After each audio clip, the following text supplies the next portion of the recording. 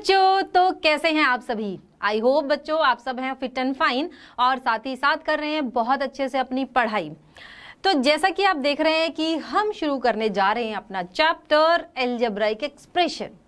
Algebraic expression में हम बहुत सारी नई नई टर्म्स के बारे में पढ़ेंगे और साथ ही साथ हमारे जो अलजेब्राइक एक्सप्रेशन होते हैं उनको हम ऐड करना, सब्ट्रैक्ट करना, मल्टीप्लाई और डिवाइड करना इस चैप्टर के अंदर सीखेंगे। बट पहले बेसिक चीज़ों का पता होना बहुत ज़रूरी है, जो कि हम जानेंगे आज की क्लास में। तो जैसा कि आप जानते हैं, मेरा नाम है सीमा चौहान और मेरे साथ आप पढ़ते हैं अपनी क्लास 8th का मैथ्स। तो क्लास 8 के मैथ्स में शुरुआत करते हैं अलजेब्राइक एक्सप्रेशन की। देखो, अगर हम एक्सप्रेशन की बात करें तो जब हम एक्सप्रेस करते हैं अपनी फीलिंग को तो हम अपने फेस के थ्रू एक्सप्रेस करते हैं कि जब हमें बहुत तेज गुस्सा आ रहा होता है तो हम गुस्से जैसे एक्सप्रेशन देते हैं। जब हम उदास होते हैं तो हमारा फेस उदास हो जाता है, फिर उदासी के एक्सप्रेशन आने लगते हैं। तो खुश होते हैं तो खुशी के एक्सप्रेशन हो जाते हैं। उसी तरह अगर मैथ्स में हम बात करें, मैथ्स में अगर आपको कोई कहे कि आप सम फाइंड आउट कर दो नंबर्स का, जैसे आप ऐसा एक्सप्रेस कर दो सम ऑफ 5 and 2, ठीक है, आपको इसको एक्सप्रेस करना है 5 और 2 के सम को। तो आप कैसे लिखेंगे? आप लिखेंगे 5 + 2। तो ये आपने क्या किया, इन नंबर्स को एक्सप्रेस कर दिया जो यहाँ कंडीशन लगी हुई थी उसके अकॉर्डिंग, सम ऑफ 5 and 2, ठीक है। तो यहाँ पर ये जो हमारे एक्सप्रेशन है इनको हम बोलते हैं न्यूमेरिकल एक्सप्रेशन। न्यूमेरिकल्स मतलब कि जिसमें सिर्फ और सिर्फ क्या है, हमारे नंबर्स हैं, ठीक है। इनको हम क्या बोलते हैं, न्यूमेरिकल एक्सप्रेशन, जहाँ पर हमने नंबर्स को क्या किया है, एक्सप्रेस किया है। कि भाई यहाँ पर लिखा हुआ था सम ऑफ 5 and 7 और हमने उसको एक्सप्रेस कर दिया, ठीक है। उसी तरह मान लो लिखा हो यहाँ पर डिवाइड 10/2, तो इसको भी आप एक्सप्रेस कर सकते हो 10/2 इस तरह से लिखकर, ठीक है। अब ये तो हुए न्यूमेरिकल एक्सप्रेशन जिसमें हमने नंबर्स को क्या किया, एक्सप्रेस किया। अलजेब्राइक एक्सप्रेशन में हमारे पास क्या होता है, मान लो हमारे पास इस तरह से गिवन हो सम ऑफ अ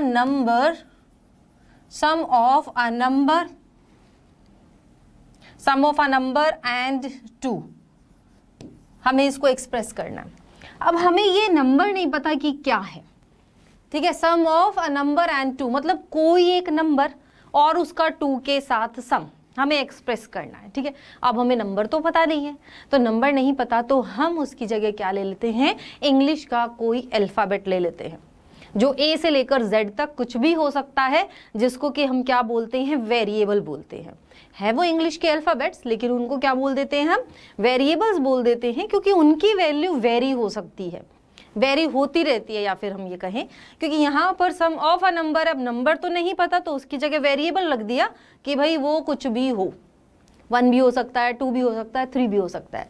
तो हम इसको किस तरह से एक्सप्रेस करेंगे, अ नंबर हमने मान लिया x और उसमें ऐड कर दिया 2।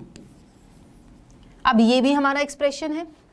अब क्योंकि इसमें एक वेरिएबल आ गया, क्योंकि इसमें इंग्लिश का एक अल्फ़ाबेट आ गया, क्योंकि इसकी वैल्यू हमें नहीं पता है, ठीक है, तो ये जो वेरिएबल है इसके यूज होने से हमारा ये जो एक्सप्रेशन है वो क्या बना, अलजेब्राइक एक्सप्रेशन। वो हमारा क्या बन गया, अलजेब्राइक एक्सप्रेशन। अलजेब्राइक एक्सप्रेशन का मतलब जब हमने वेरिएबल का यूज किया कुछ चीज़ों को एक्सप्रेस करने के लिए या किसी स्टेटमेंट को एक्सप्रेस करने के लिए, ठीक है।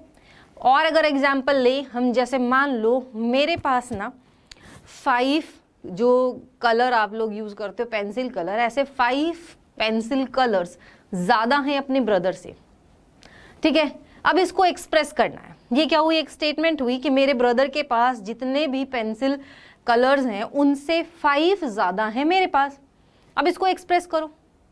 अब हमें तो नहीं पता कि ब्रदर के पास कितने हैं, या आपको तो नहीं पता कि ब्रदर के पास कितने हैं, तो आप मान लो कि ब्रदर के पास है भाई y क्रेयॉन्स, मान लेते हैं y है, और मैम के पास 5 ज़्यादा हैं तो मैम के क्या हो जाएंगे, y + 5। तो ये हमने क्या किया, एक्सप्रेस किया, स्टेटमेंट को हमने क्या कर दिया, एक्सप्रेस कर दिया बाय यूजिंग वेरिएबल्स। हमने क्या किया, स्टेटमेंट को एक्सप्रेस कर दिया वेरिएबल्स का यूज करते हुए, ठीक है। तो यही होते हैं हमारे अलजेब्राइक एक्सप्रेशन जो आज की क्लास में हम पढ़ने वाले हैं। तो चलिए डेफिनेशन देखते हैं यहाँ पर। What is an algebraic expression? An algebraic expression is an expression which is built from variables, constants and algebraic operations। ठीक है, वेरिएबल्स तो हमारे हो गए इंग्लिश के अल्फाबेट्स, x मतलब x y z and so on, कुछ भी लिख दो, x y z और कुछ भी। कांस्टेंट हो गए हमारे नंबर्स, जैसे पीछे हमारा ये था ना y + 7, तो इसमें y तो हमारा हो गया वेरिएबल जिसकी वैल्यू क्या है, वेरी करती जाएगी। हो सकता है ब्रदर के पास 10 टॉफीज हो तो 10 + 5 15 मेरे पास हो जाएंगी। हो सकता है ब्रदर के पास 15 हो तो y की वैल्यू 15 हो गई, मेरे पास 20 हो जाएंगी, है? तो ये हो गया वेरिएबल। और 5 हमारे पास क्या हो जाएगा, 5 हो जाएगा कांस्टेंट। ठीक है, 5 क्या हो जाएगा यहाँ से, कांस्टेंट। तो जो नंबर्स होते हैं उनको हम कांस्टेंट बोलते हैं। क्यों बोलते हैं कांस्टेंट? क्योंकि इनकी वैल्यू क्या होती है, फिक्स्ड होती है। ठीक है, 5 है तो 5 फिक्स्ड है, उसकी वैल्यू चेंज नहीं हो सकती। तो जो नंबर्स हैं हमारे जो कि विदाउट वेरिएबल लिखे होते हैं, जिनके साथ कोई वेरिएबल नहीं होता, खाली सिर्फ अकेले नंबर्स होते हैं, वो कांस्टेंट। और जो हमारे पास वेरिएबल है या जो इंग्लिश का लेटर है उसको वेरिएबल बोलते हैं। ठीक है, तो एक्सप्रेशन में यूज किया जाता है किस किस का, वेरिएबल्स का, कांस्टेंट का एंड अलजेब्राइक ऑपरेशन, या फिर हम इसको बोल सकते हैं मैथमेटिकल ऑपरेशन। क्या बोल सकते हैं हम इसको हम बोल सकते हैं मैथमेटिकल ऑपरेशन, जो कि हमारे कौन कौन से हैं। मैथमेटिकल ऑपरेशन है हमारे प्लस, माइनस, मल्टीप्लाई और डिवाइड, ये 4 हमारे मैथमेटिकल ऑपरेशन। ठीक है, तो इनका यूज किया जाता है एक्सप्रेस करने में। तो यहां पर हमारे पास एक एक्सप्रेशन है 4x + 2। ठीक है, यहां पर क्या है, 4x + 2 एक एक्सप्रेशन है। ठीक है, अब इस एक्सप्रेशन में हमारे पास ये जो x है ये क्या है, वेरिएबल, मतलब कि इसकी वैल्यू क्या करती रहेगी, चेंज होती रहेगी। ये जो हमारे पास है नंबर जिसके साथ कोई वेरिएबल नहीं है उसको बोलेंगे हम कांस्टेंट। ठीक है, उसको क्या बोलेंगे, कांस्टेंट। इसकी वैल्यू चेंज नहीं होगी, 2 की वैल्यू 2 ही रहेगी। वेरिएबल के आगे जो नंबर लिखा हुआ है वो है कांस्टेंट ही, मतलब उसकी वैल्यू चेंज नहीं होगी, बट क्योंकि वो वेरिएबल के आगे आ गया है तो हम इसको बोलेंगे कोफिशिएंट। तो हम इसको क्या बोलेंगे यहाँ पर, कोफिशिएंट। ठीक है, अब इस अलजेब्राइक एक्सप्रेशन में हमारे पास क्या है, 2 टर्म्स हैं। ठीक है, ये टर्म्स लिखा हुआ ना, तो 2 टर्म्स है। टर्म्स का मतलब होता है जब हम अपना जो भी हमारे यहाँ पर एक्सप्रेशन है, जैसे एक ये है एक ये है, यहाँ पर हमारे पास 2 जो ये हैं इनके बीच में प्लस माइनस का साइन हो, तब हम क्या कहते हैं कि वो हमारी क्या है, 2 टर्म्स हैं। मल्टीप्लाई और डिवाइड का हो तब नहीं करेंगे। ठीक है, तो किसी भी अलजेब्राइक एक्सप्रेशन में एक टर्म भी हो सकती है, जैसे मान लो x हो गया, जैसे एक्स वाई भी एक ही टर्म है। ठीक है, वेरिएबल इसमें 2 है लेकिन टर्म एक ही है। x + 2 ऐसे 2 भी हो सकती हैं, बस ध्यान ये रहे कि प्लस और माइनस के साइन से ये सेपरेट होती है। अगर आपको x/2 इस तरह से गिवन हो और आपसे पूछे कि ये कितनी टर्म्स हैं, तो ये मत कहना कि 2 टर्म्स हैं, एक x है और एक 2 है, ये एक ही टर्म है। ठीक है, टर्म्स कैसे डिफरेंशिएट होंगी, उनके बीच में प्लस और माइनस का साइन होगा, तब हम उनको डिफरेंशिएट करेंगे। ठीक है, तो हम एक बार देख लेते हैं टर्म की definition. Terms are the individual building blocks of expression, मतलब इंडिविजुअल बिल्डिंग ब्लॉक्स हैं ये। जैसे कि अभी हमारा है 4x + 2, ये हमारा क्या है, एक एक्सप्रेशन है, अलजेब्राइक एक्सप्रेशन। अब ये अलजेब्राइक एक्सप्रेशन इससे और इससे मिलकर बना है, और ये दोनों हमारी क्या है, टर्म्स हैं। ये दोनों हमारी क्या है, टर्म्स हैं। तो टर्म्स से मिलकर क्या बना होता है, expression. They added up to form expression. A term is a product of its factor. Term जो होती है वो इसके फैक्टर्स का प्रोडक्ट होती है। ठीक है, तो यहाँ पर अगर आपसे पूछे कोई कि कितनी टर्म्स हैं, तो ये 2 टर्म्स मिलकर हमारा एक अलजेब्राइक एक्सप्रेशन बना हुआ है। अगर ऐसे लिखा होता 4x - 2 माइनस का साइन लगा होता तो भी हमारी यहाँ पर ये 2 ही टर्म्स होती, तो भी हमारी क्या होती, 2 ही टर्म्स होती। मल्टीप्लाई और डिवाइड का साइन हो तब हम उनको अलग अलग नहीं बोलते हैं।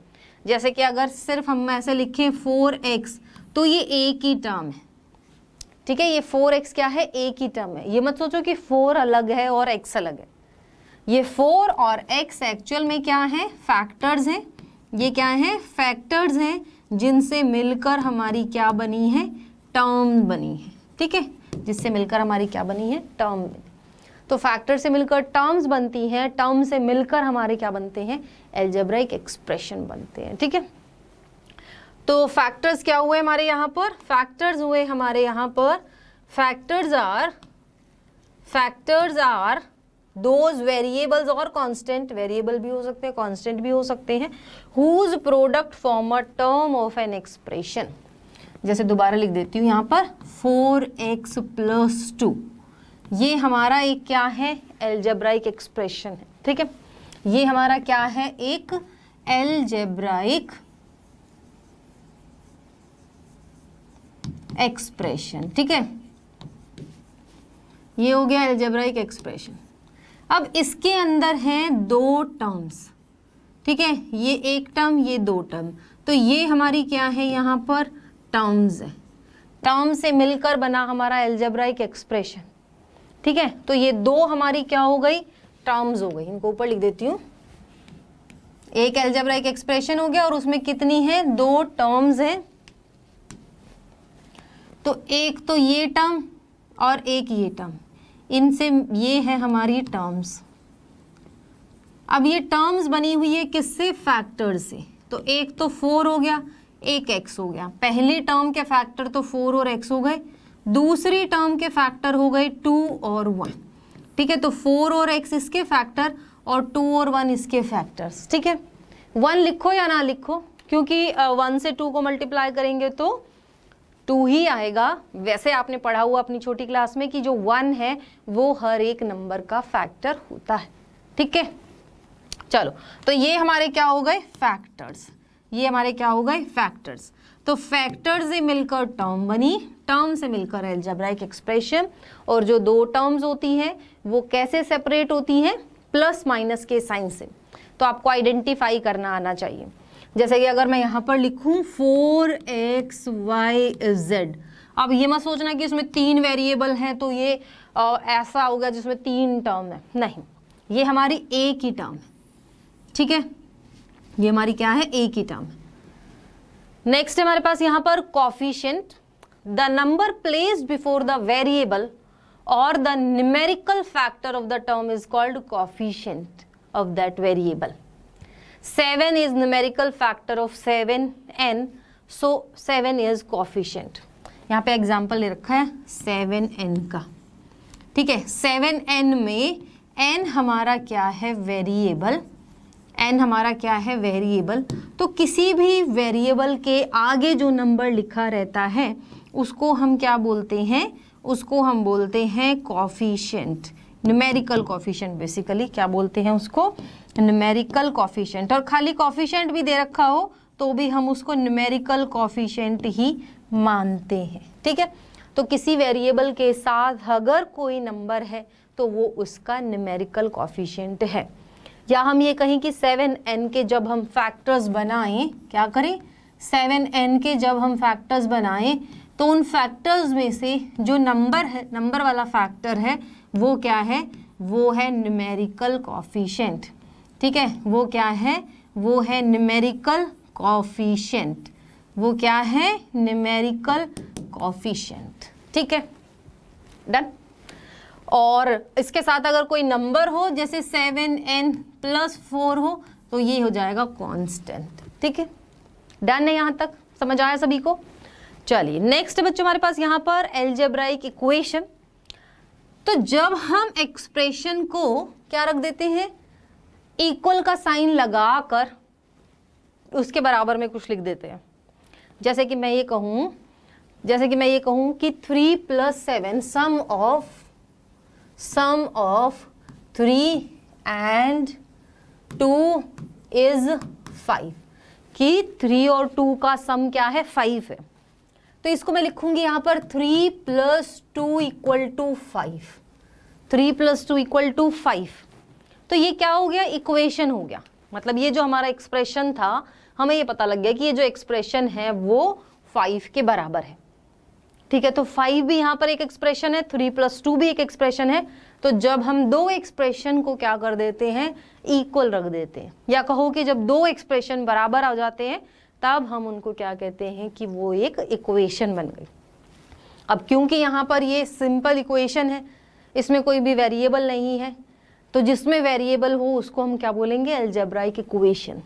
ठीक है, जैसे कि अगर मैं लिखूं 3x + 2 = 5, तो ये क्या हो गई, अलजेब्राइक इक्वेशन। मतलब कि जब हम एक्सप्रेशन पर इक्वालिटी की कंडीशन लगा दें, मतलब हम दो एक्सप्रेशन उठाएं और उनके ऊपर इक्वालिटी की कंडीशन लगा दें, इक्वल का साइन लगा दें, तो वो इक्वेशन बन जाती है। ठीक है, तो an algebraic equation is a mathematical phrase that can contain numbers, variable and an equal sign. इस बात का ध्यान रखना है कि उसमें इक्वल का साइन होना बेहद जरूरी है। ठीक है, अब अलजेब्राइक एक्सप्रेशन हमारा कौन सा है, 4x + 2, और इक्वेशन हमारी कौन सी है, 4x + 2 = 6। ठीक है, 4x + 2 = 6 हमारी क्या है, इक्वेशन, और 4x + 2 हमारा क्या है, एक्सप्रेशन। यही डिफरेंस है एक्सप्रेशन और इक्वेशन में। ठीक है, इक्वेशन में क्या लगेगा, इक्वल का साइन, और एक्सप्रेशन में इक्वल का साइन नहीं होता। ठीक है, डन है। चलिए नेक्स्ट है भाई हमारे पास यहाँ पर based on the number of terms. जैसे अभी हमने देखा कि टर्म्स होती हैं अलजेब्राइक एक्सप्रेशन में, तो टर्म्स के बेसिस पर एक्सप्रेशन को हम अलग अलग कैटेगरीज में डिवाइड कर सकते हैं। ठीक है, क्या कर सकते हैं, अलग अलग कैटेगरीज में, कि भाई एक टर्म है तो हम उसको क्या बोलेंगे, दो टर्म है तो हम उसको क्या बोलेंगे, तीन टर्म है तो क्या बोलेंगे। ठीक है, तो सबसे पहले है मोनोमियल एक्सप्रेशन। मोनोमियल मतलब this is a type of algebraic expression having only one term. मतलब कि वो अलजेब्राइक एक्सप्रेशन जिसमें सिर्फ और सिर्फ क्या हो, एक टर्म हो, सिर्फ और सिर्फ क्या हो, एक टर्म हो, उसको हम बोलते हैं अलजेब्राइक एक्सप्रेशन। जैसे कि मैंने लिखा यहां पर 2x, ये क्या है, एक टर्म है। ठीक है, तो ये मोनोमियल हो गया। इसके अलावा मैं लिखूं 3xy, इनमें भी सबके बीच में मल्टीप्लाई का साइन है। ठीक है, ये क्या है, मोनोमियल।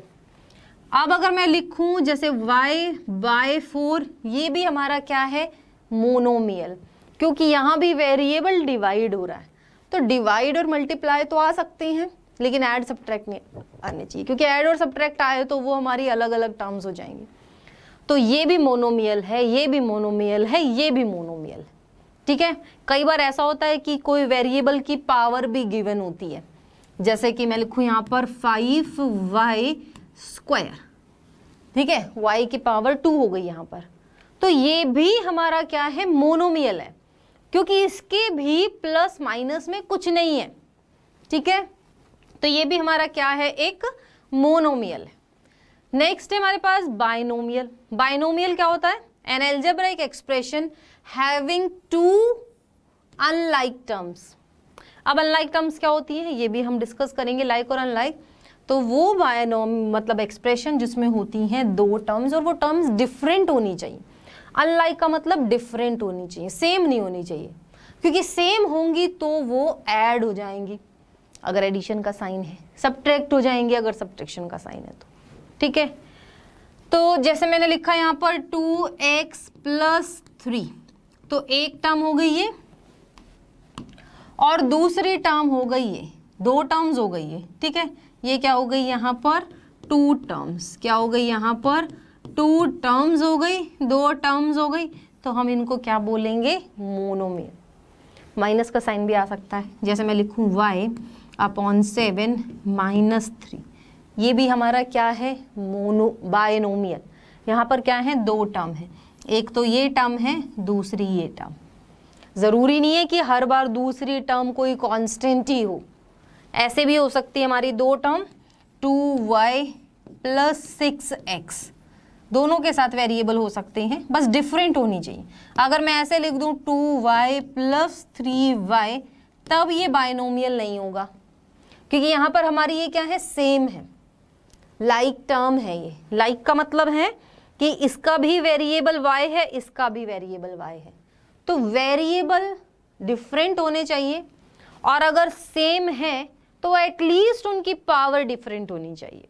ठीक है, अब ये दोनों क्या y y है, दोनों की पावर 1 है। हाँ, ये हो सकता है कि मैं यहाँ पर 2 लगा दूं, अब ये हो सकते हैं बाइनोमियल, क्योंकि अब ये 2y है और ये है 3y स्क्वायर, अब ये डिफरेंट टर्म्स हो गई। ठीक है, तो सेम नहीं होनी चाहिए, लाइक नहीं होनी चाहिए, वेरिएबल सेम हो सकता है बट उसकी पावर डिफरेंट होनी चाहिए। Okay, done. चलिए, तो हम क्या करेंगे, कहेंगे कि भाई दो टर्म्स जिसमें प्रेजेंट हो गई दोनों ही डिफरेंट हो, अनलाइक टर्म्स हो, तो वो बाइनोमियल। ऐसे ही 3 प्रेजेंट हो तो ट्राइनोमियल, और वैसे भी 2 या 2 से ज़्यादा हो तो उसके लिए हम एक स्पेसिफिक नाम भी यूज़ कर सकते हैं, और वो है पोलिनोमियल, पोली। ठीक है, तो पोलिनोमियल एक्सप्रेशंस क्या हुए, this is an algebraic expression with more than one term with non zero exponents of variable. Non zero exponents of variable मतलब कि जो उनके जो वेरिएबल हैं उनकी पावर क्या होनी चाहिए, यहाँ पर नॉन जीरो एक्सपोनेंट्स होने चाहिए। ठीक है, जैसे कि पॉलिनोमियल में मैं लिखूँ यहाँ से 3x प्लस 4y, ये भी पॉलिनोमियल है क्योंकि उसमें लिखा हुआ है मोर देन 1, तो 2 या 2 से ज़्यादा टर्म है, 2 टर्म है उसको बाइनोमियल भी कह सकते हो आप, पॉली भी कह सकते हो, 3 टर्म है ट्राइनोमियल भी बोल सकते हो, पॉली भी बोल सकते हो। ठीक है, तो 3x plus 4y plus 7 3 terms हैं, तो यहाँ पर क्या हो गए हमारे पास पोलिनोमियल, हमारे पास क्या हो जाएंगे, पॉलिनोमियल बोल देंगे हम इसको। वैसे 3 है तो ट्राइनोमियल बोल सकते हैं। ठीक है, चलो, and with non zero exponents of variable. चलो नेक्स्ट है बच्चों जी हमारे पास यहां पर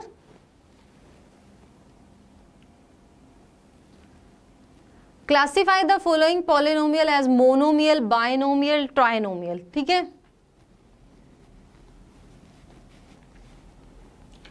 तो यहाँ पर हमारे पास क्या होगा, देखो नॉन जीरो एक्सपोनेंट का एक बार फिर से बता देती हूँ। जैसे मान लो अगर आपके पास ऐसे लिखा हुआ है 3x0 प्लस 3y0 प्लस कुछ भी नंबर हमारे पास लिखा हुआ है, मान लो 7 लिखा हुआ है, तो एक्चुअल में x रेस टू पावर 0 जो है उसकी वैल्यू 1 हो जाती है, y रेस टू पावर 0 भी 1 हो जाता है, तो ये 3 मल्टीप्लाई 1 हो गया, ये भी 3 मल्टीप्लाई 1 हो गया, प्लस 7। 3 को 1 से मल्टीप्लाई करेंगे 3, प्लस 3 को 1 से मल्टीप्लाई करेंगे 3 प्लस 7, तो 7 प्लस 3 10 और 3 कितना आ गया 13, तो ये एक सिंगल टर्म बन गई, मतलब ये मोनोमियल बन गया। अगर हमने ये 0 ले लिए ना इनके एक्सपोनेंट तो वो एक ही टर्म बन जाती है, इसीलिए कहा हुआ है नॉन जीरो, जीरो नहीं होने चाहिए। Classify the following polynomial as monomial, binomial, trinomial, तो देख लेते हैं यहाँ पर, ये है फर्स्ट, ये है सेकंड, कॉमा जहाँ लगा हुआ है वहाँ से हम सेपरेट करें, ये है थर्ड, ये हो गई फोर्थ, ये हो गई फिफ्थ। ठीक है, अब भाई हमें दिखाई दे रहा है यहाँ से 2 टर्म है, तो इसको हम क्या बोलेंगे, बाइनोमियल। ठीक है, क्या बोलेंगे बच्चों इसको, बताइए ज़रा, क्या बोलेंगे, बाइनोमियल। क्या बोलेंगे, बाइनोमियल। 3 टर्म आ गई तो क्या बोलेंगे इसको, ट्राइनोमियल। ये भी 3 है तो ये भी क्या हो गया, ट्राइनोमियल। यहां पर 2 टर्म है, मतलब एक ये और एक ये, तो इसको हम बोलेंगे बाइनोमियल,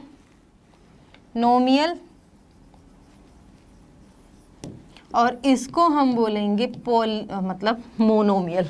जिसमें सिंगल है उसी को ही पोली बोल रहे हैं, सिंगल वाले को क्या बोलेंगे, जिसमें एक ही टर्म है, मोनोमियल।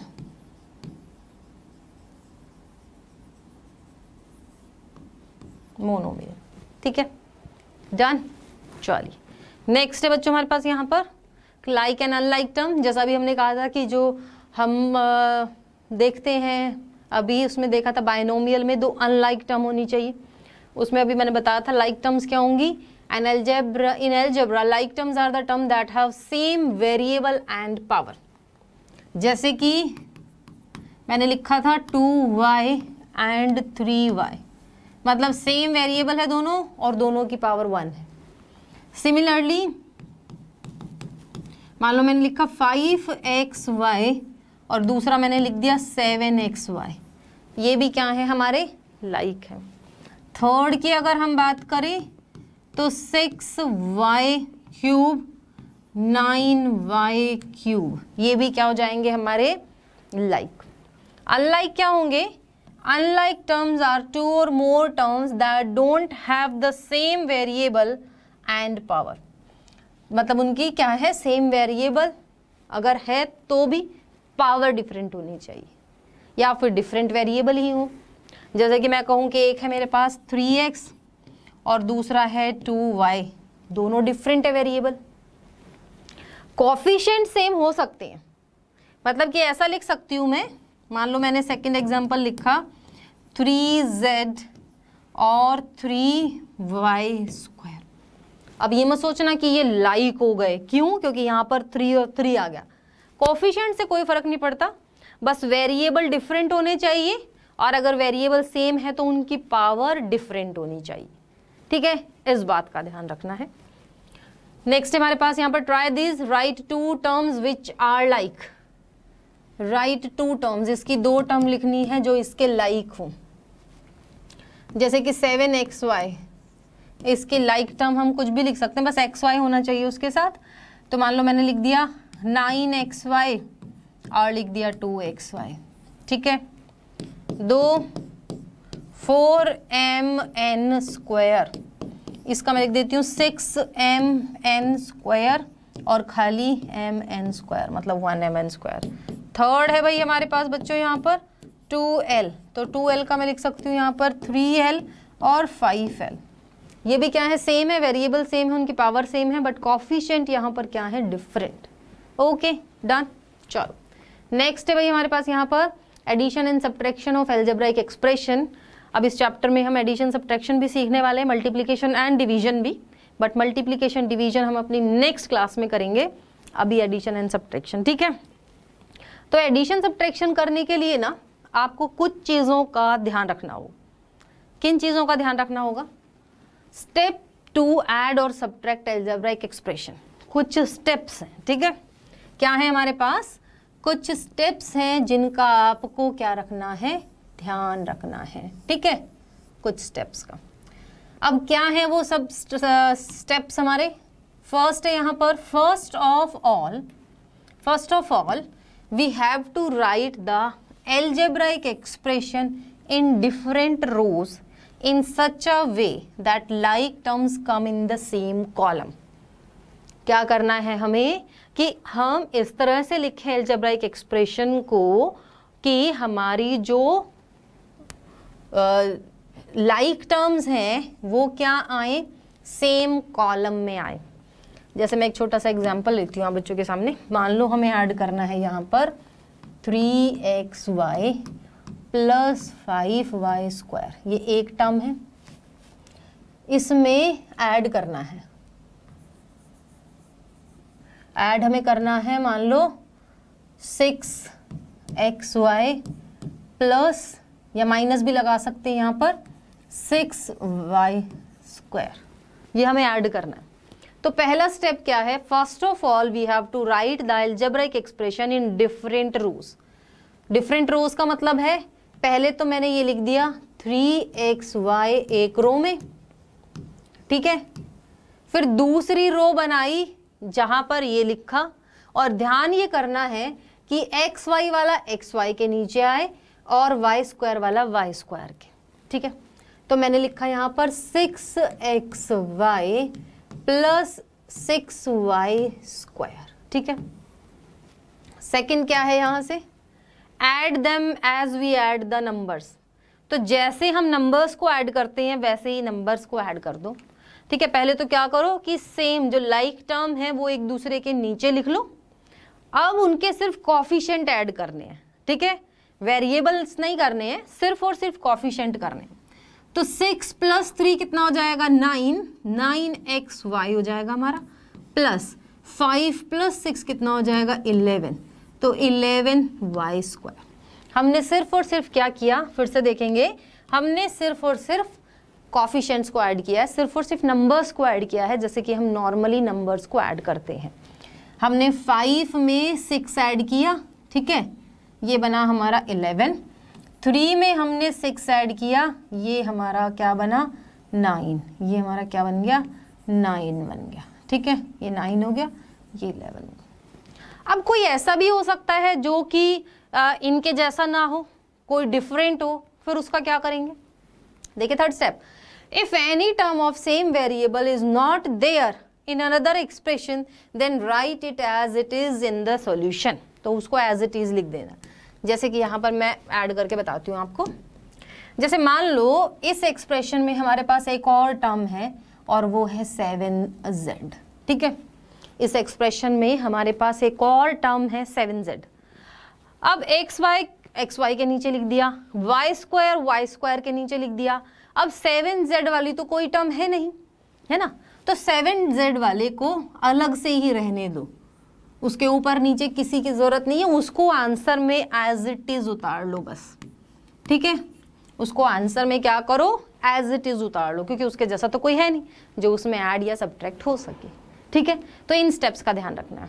पहले आप क्या लिखो, कॉलम में, उसमें रोज में लिख लो, लाइक टर्म के नीचे लाइक टर्म, फिर उनके जो कॉफिशिएंट्स है सिर्फ उनको ऐड या सब्ट्रैक्ट, वो डिपेंड करेगा कि आपका कॉफिशिएंट पॉजिटिव है या नेगेटिव है, मतलब यहाँ पर प्लस का साइन है या माइनस का है। प्लस माइनस है तो भाई उसको इंटीजर्स की तरह सॉल्व करेंगे, ऐसा नहीं कि हमेशा ऐड ही होगा, हो सकता है यहाँ पर -6 होता, तो -6 + 5 प्लस माइनस होता है तो -1 आता। तो जैसे इंटीजर्स को ऐड सब्ट्रैक्ट करते हैं उसी तरह इनको ऐड और सब्ट्रैक्ट करेंगे। तो यहाँ पर कुछ एग्जाम्पल हैं, ऐड करते हैं चलो इनको। तो सबसे पहले कॉलम में लिख लेते हैं इनको। पहला है 7xy, फिर है +5yz -3zx, इसमें ऐड करना है 4yz। अब yz के नीचे yz आएगा, ऐसा नहीं है कि पहले नंबर पर दे रखा है तो पहले पर ही आ जाएगा, नहीं, ये yz के नीचे आएगा, इसके सामने कोई साइन नहीं है, मतलब ये प्लस का है तो ये आ जाएगा 4yz। ये है zx, ये आ जाएगा हमारे पास +9zx, और ये है हमारे पास 4y। अब ऐसी तो कोई टर्म है नहीं xy वाली, छोड़ दो इसको, ऐसा का ऐसा रहने दो, ऐड कर लो, ठीक है। अब ऐड करेंगे तो यहाँ पर 7xy सेम का सेम, 4 + 5 ऐड हो जाएंगे, कितने बनेंगे 9yz। अब ये है प्लस का, ध्यान से देखते जाएंगे, ये है +9, यहाँ पर है -3, +9 -3, तो प्लस माइनस करते हैं, तो 9 में से 3 माइनस करेंगे तो हमारे पास क्या आ जाएगा यहाँ पर 6, तो ये आ जाएगा +6zx, और इस जैसा कोई नहीं है तो -4y। ये आ गया हमारा आंसर, ठीक है। तो जिसके जैसी टर्म थी वो उसके नीचे लिख के सॉल्व कर लिया, और ऐसी कोई टर्म नहीं थी तो ये सेम का सेम आ गया, ऐसी कोई टर्म नहीं थी तो ये भी हमारा सेम का सेम आ गया। तो दिस इज आवर आंसर, ठीक है। नेक्स्ट है हमारे पास, classify the following polynomial as monomial, binomial, trinomial, which polynomial do not fit in the categories. तो चलो फटाफट से लिख लेते हैं। फर्स्ट है हमारे पास यहाँ पर 2 टर्म है, ये होगी ना, एक टर्म 2 टर्म, बीच में प्लस का साइन, तो हम इसको बोलेंगे बाइनोमियल। यहाँ पर एक ही टर्म है मोनोमियल, यहाँ पर 1 2 3 4 है तो ज़्यादा है तो पॉलिनोमियल। पॉलिनोमियल भी पूछा है ना हमसे, ओहो ट्राइनोमियल तक ही है सिर्फ। Which polynomial do not fit in any of these category, तो ये पॉलिनोमियल है, do not fit. Do not fit, do not fit का मतलब है ना ये मोनोमियल है, ना ये बाइनोमियल, ना ये ट्राइनोमियल, उससे भी ज़्यादा है, यहाँ पर 3 है, 1 2 3, तो ये हो जाएगा ट्राइनोमियल। ये हो जाएगा 1 और 2 बाइनोमियल। इसको पॉलिनोमियल तो बोलेंगे इसको, क्योंकि ज़्यादा टर्म है, लेकिन उसने कहा है कि बाइनोमियल, ट्राइनोमियल और मोनोमियल में से बताना है, उनमें से ये कुछ नहीं है। ठीक है, नेक्स्ट है हमारे पास ऐड द फॉलोइंग, और उसके बाद एक और एडिशन का क्वेश्चन है। तो मुझे लगता है कि ये वाला क्वेश्चन आप बच्चे ट्राई करेंगे। ठीक है, इस क्वेश्चन को आप ट्राई करना, ये आपका होमवर्क क्वेश्चन है। सेम टर्म को एक दूसरे के नीचे लिख लेना, जैसे मैं लिख दूं A B minus B C, फिर बी सी के नीचे बी सी, ये सी ए अलग है तो सी ए अलग, फिर इसके नीचे सी ए और फिर इसके नीचे ए बी। तो इस तरह से सॉल्व करना है इसको। ठीक है, किस किस के साथ कौन कौन सा ऐड होगा, ये इसके साथ, ये इसके साथ, ये इसके साथ। एक बात का ध्यान रखना है, जिसके आगे कुछ भी नहीं हो कोएफिशिएंट उसका 1 माना जाता है। ठीक है, कोएफिशिएंट उसका क्या माना जाता है, 1 माना जाता है। माइनस का साइन हो तो -1। जैसे मैं ये कहूँ कि ए बी का कोएफिशिएंट क्या है, कोएफिशिएंट ऑफ ए बी तो है वो 1, और अगर माइनस ए बी इस तरह से लिखा हुआ है तो कोएफिशिएंट ऑफ ए बी क्या हो जाएगा, वो हो जाएगा -1। ठीक है, डन है। चलिए नेक्स्ट है ये वाला क्वेश्चन, ये मैं बता देती हूँ आपको। सेम है वैसे, इसमें भी कोई बहुत ज़्यादा हमें नहीं करना है कुछ। ये हो जाएगा 2p² Q square minus 3p² plus 4। ये तो हमने फर्स्ट लिख लिया। सेकंड में है 5, तो हम इसके नीचे लिखेंगे 5। ये है 7p² तो प्लस 7p², और ये है क्या, -3p² क्यू स्क्वायर। बस ऐड कर दो, प्लस माइनस माइनस होता है तो -1p² या फिर क्या लिख सकते हैं इसको, -1 हटाकर खाली माइनस भी लिख सकते हैं। 7 और -3, प्लस माइनस माइनस होता है तो 7 - 3 हो जाएगा प्लस 4, तो 4p² प्लस 9। ठीक है, क्या बना हमारे पास, 4 और 5 को ऐड किया 9, 7 में से 3 माइनस किए 4, -3 में से 2 माइनस किया तो -1, तो -1 लिखने की जरूरत नहीं है, खाली माइनस से भी काम चल जाएगा। ठीक है, ये हुआ एडिशन। उसके बाद है हमारे पास यहाँ से सब्ट्रैक्शन। सब्ट्रैक्शन में बस ये ध्यान रखना है आपको कि आपका क्या होना चाहिए, साइन चेंज होना चाहिए।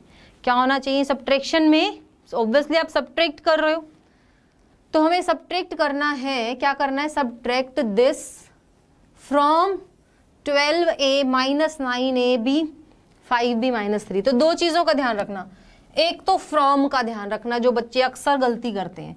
फ्रॉम का मतलब है कि इसमें से हमें ये सब्ट्रैक्ट करना है। कुछ बच्चे क्या करेंगे, इसको ऊपर लिखेंगे फिर ये सब्ट्रैक्ट करेंगे, जो कि गलत है। फ्रॉम लिखा हो, एंड लिखा हो ना कि सब्ट्रैक्ट दिस एंड दिस, तब तो हमारा ठीक है कि हम इसको ऊपर लिखें इसको नीचे लिखें। लेकिन अगर फ्रॉम लिखा हुआ है तो फ्रॉम मतलब हम इसमें से इसको माइनस करेंगे। ठीक है, तो चलो सब्ट्रैक्ट कर लेते हैं। ये हो जाएगा हमारे पास 12a minus 9ab plus 5b minus 3, फिर हो जाएगा ये 4a minus 7ab plus 3b plus 12। अब जब हम सब्ट्रैक्शन करते हैं तो साइन को चेंज कर देते हैं, सबका साइन, नीचे वाले का सिर्फ साइन, और जो चेंज करके जो साइन बना है वो ही साइन हम मानते हैं। ठीक है, तो ये हो गया हमारा प्लस का है तो ये माइनस हो जाएगा, ये माइनस है तो ये हो जाएगा प्लस, ये प्लस है तो हुआ माइनस, ये प्लस है तो हो जाएगा माइनस। ठीक है, अब क्या करेंगे, अब हम 12 में से 4 माइनस करेंगे, क्योंकि अब ये -4 है तो 12 माइनस 4 आ जाएगा 8a। ये है हमारे पास +7 माइनस 9। ठीक है, क्या है, -9 प्लस 7, प्लस माइनस माइनस होता है तो 9 में से 7 माइनस करेंगे 2 आएगा, और बड़ा नंबर 9 है उसका साइन माइनस है तो माइनस आ गया। तो हम लिखेंगे -2ab, ये हो जाएगा हमारे पास +5 -3 +5 -3, 5 में से 3 माइनस करेंगे, ये आ जाएगा +2, तो हम लिखेंगे +2b, और ये -3 और -12 कितना हो जाएगा, -15, क्योंकि माइनस माइनस क्या होते हैं, प्लस, और साइन, दोनों का जो साइन है वो ही आता है, तो -15 ये आ जाएगा हमारा आंसर। ठीक है, तो सब्ट्रैक्शन में आपको किसका ध्यान रखना है, साइन चेंज का ध्यान रखना है। This is column method of subtraction and addition. वैसे आपका लीनियर मेथड भी है एडिशन का, जिसमें आप एक लाइन में ऐड करते हुए जाते हो। कैसे ऐड करेंगे अगली क्लास में हम जानेंगे उसके बारे में, ठीक है, और इनकी और भी प्रैक्टिस करेंगे नेक्स्ट क्लास में। आज हमारी क्लास हुई यहीं तक, मिलेंगे अगली क्लास में, तब तक के लिए बाय बाय।